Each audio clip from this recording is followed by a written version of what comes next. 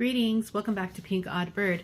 Today I'm here to finally share these little journals with you, and I recently posted a video here on my YouTube channel showing the whole complete tutorial on how to make these from start to finish, and I will link that video for you right here on the screen at the end of this video. So if you want to try and check that out, you can do that as well. It's a long one, so you're going to have to be in for the long haul. I think I also added some chapters in the description, so if you wanted to skip around or if you need to stop and go, start and stop, you can do that as well. For today though, these that I made, I only showed one on screen, but I totally made 3 of them. So these are little Christmas journals ready to be journaled in. Fill them up with all your memories. So let's go ahead and get started. All right, so I have 3. 2 of them are going to be about 9 by 6, and one is going to be 10 by 6. I ended up making one of them a little bit bigger. That's about 9 3/4 or so by 6. Yeah, 2 of these are going to be like 9 by 6. This one is closer to 10 by 6. So I'm going to just quickly show you these, like I said, the whole video tutorial. If you watch that, it's there, but if you don't want to go and watch that tutorial, really it's just a bunch of plain papers. I did a mixture of a lot of vintage papers, some modern like writing type paper stuff, scrapbook paper, book pages, things like that. Things that you can really journal on really easily, and I'll just quickly show you each one. There are only a couple differences. Maybe like the spines are a little bit different on each one. So yeah, so I'm gonna just show you these quickly. I'll figure out a way to name these, so if you're interested in one, you can figure out how to get it on Etsy, because these are going to be listed up in my Etsy shop until they're not.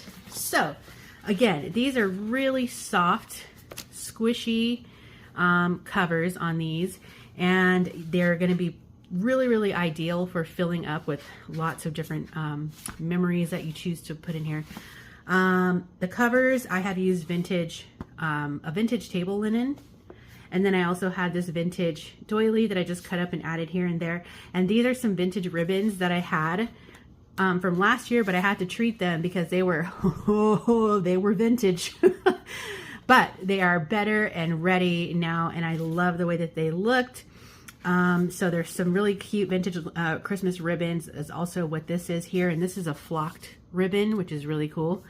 And then you just have like the little candle. There's a little piece of that scrap teddy bear fabric, which lines the inside of all of these books. And so yeah, as you can see, there's a lot like vintage writing paper in here. There are, I mean, I feel like it's kind of futile to flip through every single page because it's just an assortment of different things that you can journal on, bases and backgrounds, some really fun Christmas paper in untraditional Christmas colors. I did add true vintage ephemera in the book as well. Actually, I think all of the pieces that are attached are true vintage pieces of ephemera. That is all in here as well. Cardstock, foil paper, vintage graph paper, vintage typewriter paper, ledger paper, book pages. This is some scrapbook paper. There's 8 signatures in total. I'm going to say each signature has approximately 7 pages in them, except this one I think is going to have a few more than 7. Let's see, 1, 2, 3, 4, 5, 6, 7, 8. So yeah, about 8 signatures and 8 pages per signature in this 10-inch tall book, or almost 10-inch tall book, and the others probably have closer to 7, or maybe probably 7. Sorry. It's a lot of pages. That's what you need to know. Vintage manila folder. So you kind of get the gist of it. Just a lot of like really fun things to be able to journal on top of. Different textures, different weights, some true vintage ephemera. So that one, we'll call this one Merry Christmas #1. So next, what will be the difference between these two is obviously some of the pages and page orders are going to be different, but for as far as the cover goes, this one's got that same kind of like cluster with the candle, and this one has like the single candle, which landed here perfectly on for the cover, and the doily. So this doily is a little bit more of a, actually I think this doily is a little bit more vintage than this one is, but they are both vintage doilies. This one's a little bit more white, and this one is a little bit more gray white, if that makes sense. So we'll do the gray white that has the cluster. We'll call this one Merry Christmas number 2. Again, I also cut out each one of them is going to have a little piece of this flocked ribbon with the bells on it. I stitched on some more vintage Christmas ribbons, exposed spine, and this one here is the one that I made on camera. So this is Merry Christmas number 2. This is the one that I made on camera. So this one is the one that has a little bit more structure to the cover, but it is still a pliable cover. Same kind of idea. That's true vintage. Actually, this is antique. Yeah, it's from the 1920. That's an antique piece of ephemera there. Vintage ledger paper here. Some vintage writing paper. Got pages of different sizes. It's kind of the same. You get the gist of it. Really, really fun. Lots of places to journal. So that is going to be Merry Christmas number 2. Merry Christmas number 3 is going to be the one with the single candle, and this one has the whiter trim at the bottom of it. This one is also a fully pliable spine, still very squishy on this one, and same kind of idea. I didn't glue the pockets down. So if you want to, you could either cut these and make them flip downs, you could seal them and make them true pockets, or if you have items that are a little bit bigger, then it would allow if you did glue it down. So the choice is yours. I wanted these to be really customizable. There's a vintage envelope in there, another vintage photo,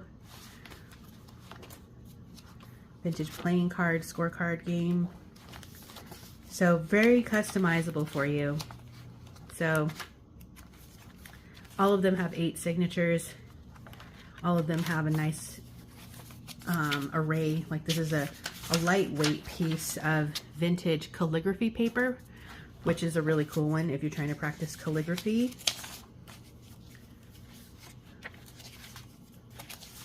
Yeah, different weights, different colors, different styles, different ages. I just love these books so much.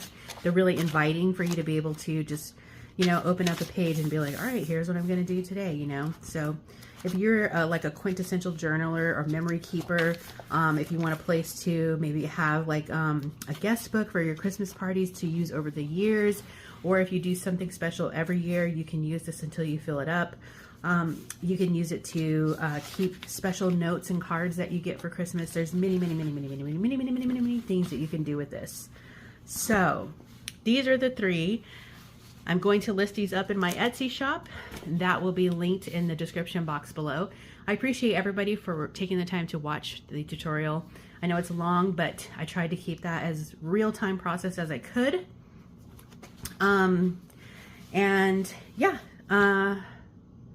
we'll see what comes next. I was hoping that I could make some other Christmas journals that are actually a little bit more embellished than these.